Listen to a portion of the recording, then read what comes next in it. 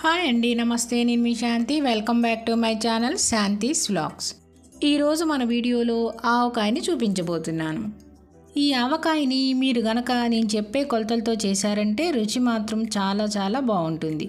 మీరు గనక first time చేశారంటే ఈ గిన్నె కొలతలతో చేయండి. చాలా అంటే చాలా బాగా వస్తుంది.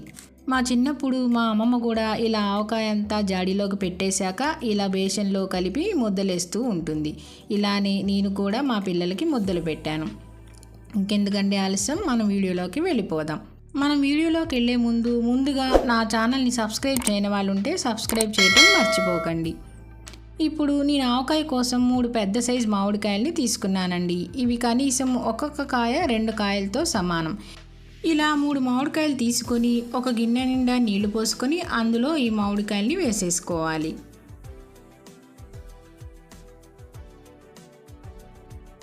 ఇలా మామిడికాయల్ని నీళ్ళల్లో వేసేసుకొని ఇలా నేను చూపించే విధంగా చేత్తో రుద్దుతూ, జిడ్డు కానీ మట్టి కానీ ఇలా ఏమీ లేకుండా, మచ్చలు కానీ ఏమీ లేకుండా ఇలా చేత్తో రుద్దుతూ మనం మామిడికాయల్ని శుభ్రంగా కడుక్కోవాలి.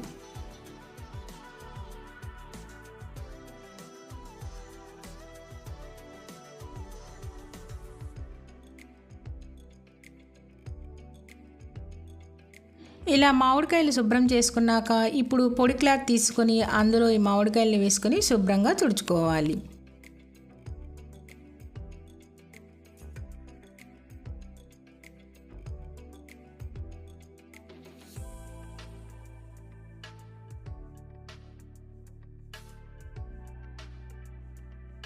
ఇలా క్లాత్లో మామిడికాయలు వేసుకున్నాక ఇప్పుడు మామిడికాయలని అస్సలు తడి లేకుండా బాగా తుడుచుకోవాలి. మామిడికాయలకి తడి అనేది ఉంటే మనకు పచ్చడి అనేది పాడైపోతుంది. ఇలా అస్సలు తడి లేకుండా బాగా తుడుచుకొని పక్కన పెట్టుకోవాలి. అలానే 3 మామిడికాయలని నీట్గా తుడుచుకోవాలి.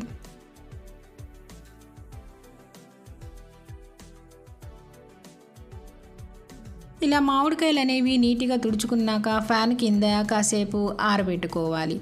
ఈలోపు మనం ఆవకాయ పచ్చడి కోసం ఒక ప్లేట్లో ఆవాలు, ఒక ప్లేట్లో మెంతులు, అలానే ఒక ప్లేట్లో నేను కల్లుప్పుని వేస్తున్నానండి. మామూలు ప్యాకెట్ సాల్ట్ మాత్రం అస్సలు వేయకూడదు. అలా సాల్ట్ వేస్తే ఆవకాయ పచ్చడి అనేది పాడైపోతుంది.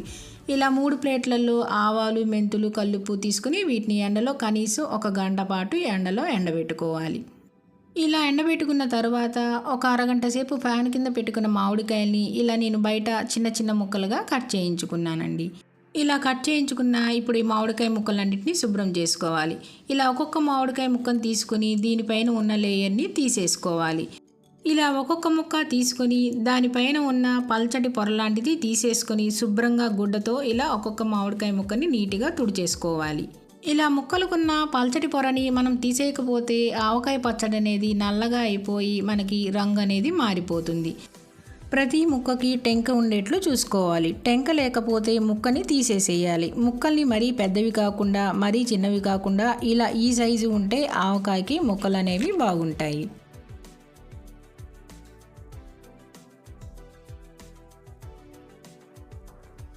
ఇలా ప్రతి ముక్కని శుభ్రం చేసుకొని ముక్కల్ని తుడుచుకుంటూ ఉండాలి. ఇలానే అన్ని ముక్కలు శుభ్రం చేసుకోవాలి. ఇప్పుడు ఇందులో వచ్చిన జీడి ముక్కల్ని పక్కన పడేసుకోవాలి. ఇలా మిగిలిపోయిన టెంకలేని ముక్కలు ఉంటాయి కదండి, చూడండి ఇలా ఈ ముక్కల్ని తీసేసుకోవాలి.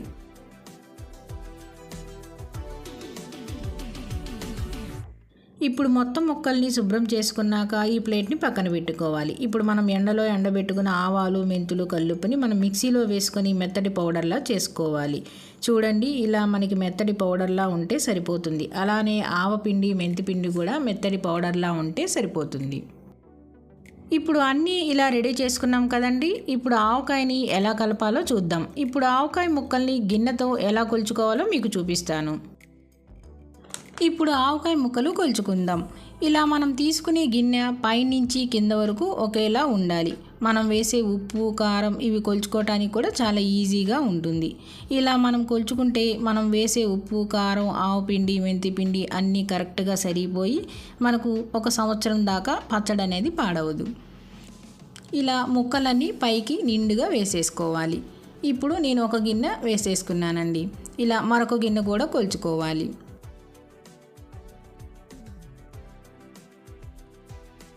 ఇలా ముక్కలన్నీ గిన్నె నిండుగా వేసేసుకొని ఈ గిన్నెను కూడా మనం బేషన్లో వేసుకుందాం. ఇప్పుడు మనం కొలుచుకున్న గిన్నెలు 2 గిన్నెలు అవుతాయి. ఇప్పుడు మిగిలిన ముక్కలు కూడా మరొకసారి కొలుచుకుందాం.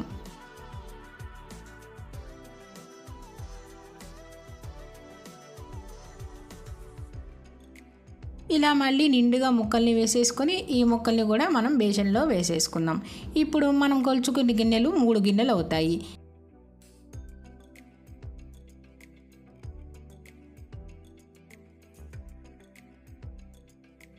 ఇలా ముక్కలన్నీ వేసేసుకుంటే మనకి 1/2 వంతు దాకా మనకి ఆవకాయ ముక్కలు అనేది వచ్చినాయి.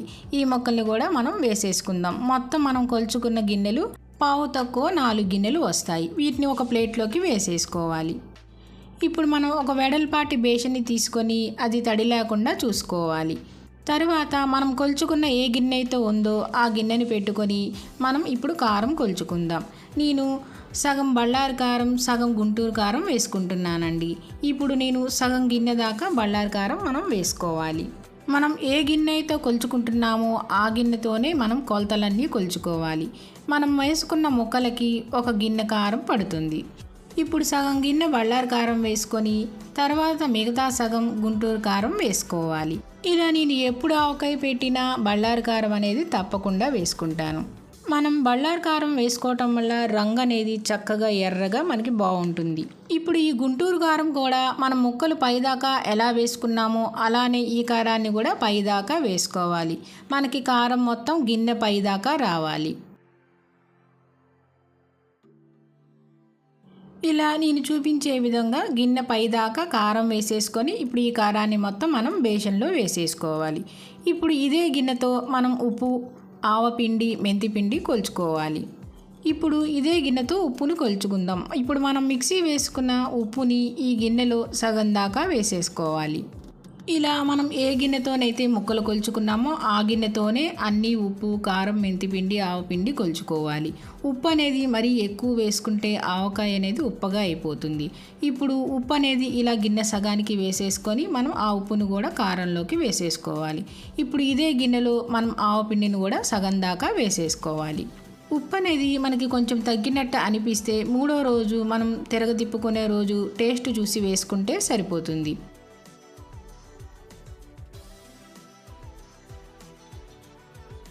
ఇలా ఆవపిండి కూడా గిన్నె సగం దాకా వేసేసుకొని ఈ ఆవపిండిని కూడా ఈ ఉప్పు కారం దాంట్లో వేసేసుకోవాలి. ఇప్పుడు ఇదే గిన్నెతో మెంతిపిండిని కొలుచుకోవాలి. మెంతిపిండి అనేది మరీ ఎక్కువ వేసుకోకుండా ఈ గిన్నెలో పావు వంతు వేసుకుంటే మనకు సరిపోతుంది.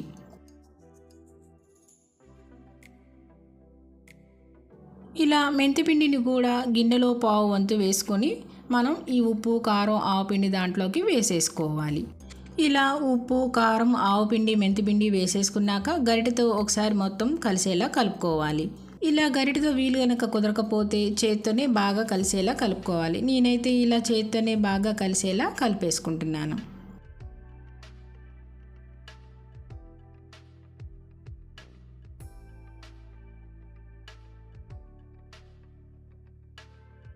ఇలా మొత్తం కలిసేలా కలిపేసుకున్నాక దీన్ని ఇప్పుడు పక్కన పెట్టేసుకొని ఇప్పుడు మరొక బేషన్ తీసుకొని అందులో మనం శనగ నూనె కానీ నువ్వు పప్పు నూనె కానీ వేసుకోవాలి. నేనైతే శనగ నూనె వేసేసుకున్నానండి. కొలతల్లో చెప్పాలంటే 1/2 కేజీ దాకా మనకి శనగ నూనె అనేది పడుతుంది. ఇప్పుడు ఇలా నూనె వేసేసుకున్నాక మనం ఆవకాయ పచ్చడిని కలుపుదాం. ఇలా బేషన్లో ఆయిల్ అనేది వేసుకున్నాక మనం మామిడికాయ ముక్కల ప్లేట్ కూడా దగ్గర పెట్టుకొని ఇలా కొద్దిగా ముక్కల్ని మనం ఈ నూనెలో వేసేసుకోవాలి. ఇలా కొద్దిగా ముక్కలు వేసుకున్నాక మనం చేత్తో ఒక 2 నిమిషాల పాటు ఆయిల్ అనేది మనకి ముక్కలకి బాగా పట్టేట్టుగా కలుపుకోవాలి. ఇలా కలిపేసేసుకొని ఈ ముక్కల్ని మనం ఉప్పు, కారం, ఆవపిండి, మెంతిపిండి కలుపుకున్నాం కదా అందులో వేసేసుకొని ఈ ముక్కలు కూడా ఆ పిండి అంతా బాగా పట్టేట్టుగా మనకి ముక్క అనేది తెల్లగా లేకుండా ఉప్పు, కారం, పిండి అనేది బాగా పట్టేట్టుగా కలుపుకోవాలి.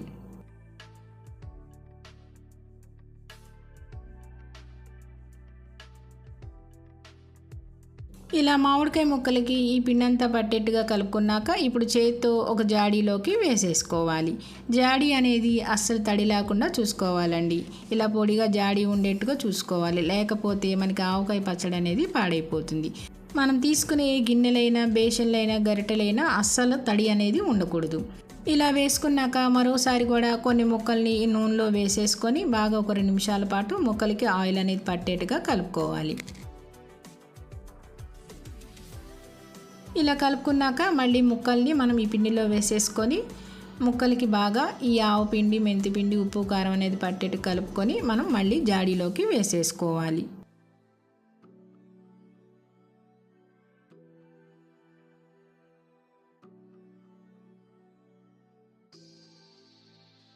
ఇలా ముక్కలన్నీ జాడీలో వేసుకున్నాక మిగిలిన మామిడికాయ ముక్కల్ని కూడా నూనెలో వేసేసుకొని ముక్కలకి ఈ నూనె అంతా పట్టేట్టుగా మరో 2 నిమిషాల పాటు బాగా కలిపేసుకొని ఈ ముక్కల్ని కూడా మనం మెంతిపిండి, ఆవు పిండి, ఉప్పు, కారంలో వేసేసుకొని కలిపేసేసుకొని మనం జాడీలో వేసుకోవాలి.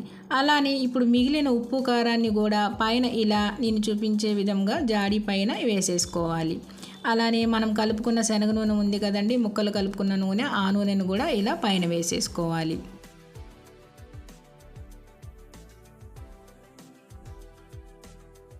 ఇలా మిగిలిన నూనె అంతా వేసేసుకున్నాక దీనిపైన కొద్దిగా ఒక 1/2 కేజీ దాకా నూనె వేసేసుకొని మూత పెట్టేసుకొని ఇప్పుడు ఒక క్లాత్ తీసుకొని జాడీ మీద క్లాత్ వేసేసి తాడుతో గట్టిగా కట్టేసేసుకోవాలి. ఇలా తాడు కట్టేసుకున్నాక మనం ఈ ఆవకాయ పచ్చడిని ఒక 3 రోజుల పాటు పక్కన పెట్టేసుకోవాలి.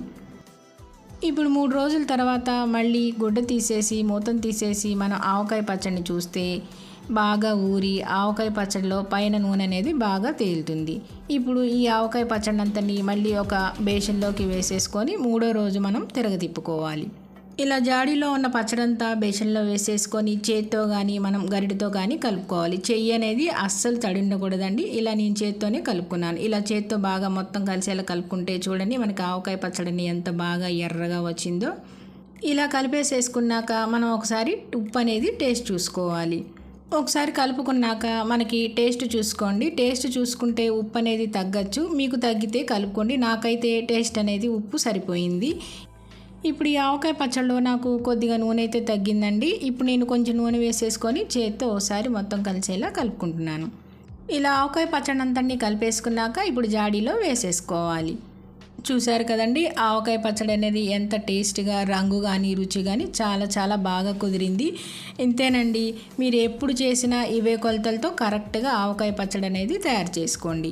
ఇప్పుడు దీన్ని కొద్దిగా నేను సపరేట్గా ఒక ఆవకాయని తీసుకున్నాను. మిగతాది మళ్ళీ మూత పెట్టి జాడీ అనేది క్లోజ్ చేసేసుకొని మనం ఎప్పుడు కావాలంటే అప్పుడు ఇలా కొద్దిగా తీసుకొని మనం ఆవకాయ పచ్చడిని సంవత్సరం పాటు వాడుకోవచ్చు. అలానే ఈ ఆవకాయ పచ్చడి అనేది అస్సలు ఇలా మనం కనుక చేసుకుంటే పాడవదు, సంవత్సరం పాటు నిల్వ ఉంటుంది. ఎప్పుడైనా సరే ఆవకాయ పచ్చడిని కానీ ఏ పచ్చడిని అయినా సరే గ్లాస్ జార్లో కానీ ఇలా జాడీలో కానీ స్టోర్ చేసుకుంటే మనకి సంవత్సరాల పాటు నిల్వ ఉంటుంది. ఈ ఆవకాయని మీరు కూడా తప్పకుండా ట్రై చేయండి. ట్రై చేసి తప్పకుండా కామెంట్స్లో ఎలా ఉందో తెలపండి. ఈ వీడియో కనుక మీకు నచ్చినట్లయితే లైక్ చేయండి, షేర్ చేయండి, సబ్స్క్రైబ్ చేయండి. మరిన్ని అప్డేట్ కోసం కిందున్న బెల్ ఐకాన్ని క్లిక్ చేయండి. ఇట్లా మీ శాంతి.